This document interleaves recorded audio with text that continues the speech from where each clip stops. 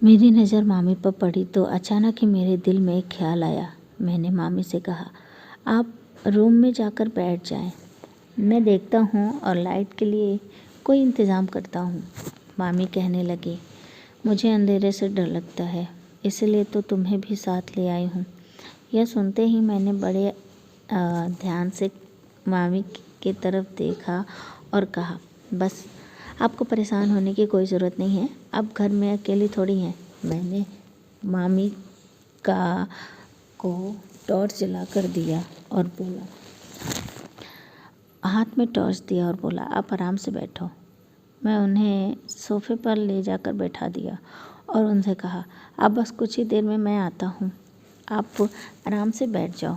जैसे ही मैं कमरे से निकलने लगा, मामी ने मेरी तरफ देखते हुए कहा कि जल्दी से लाइट ऑन कर दो। लाइट ख़राब हो गई थी तो इसलिए मैं बनाने के लिए बाहर चला गया। उसके बाद से मैं लाइट के लिए, मेरी बात पर मामी बोली, ठीक है। मैं उनके कमरे से निकला और सोचने लगा कि मैं लाइट वालों से बात करूं और जल्दी से जल्दी लाइट को ठीक करवा दूं।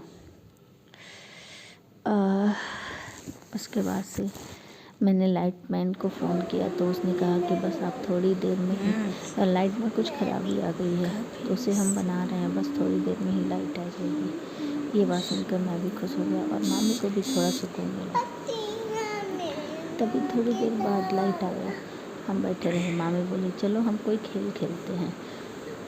फिर कुछ सोच समझ कर मैंने मामी को कहा, मामी मुझे तो कोई गेम ही नहीं खेलना आता, अगर आपको आता है तो बताइए।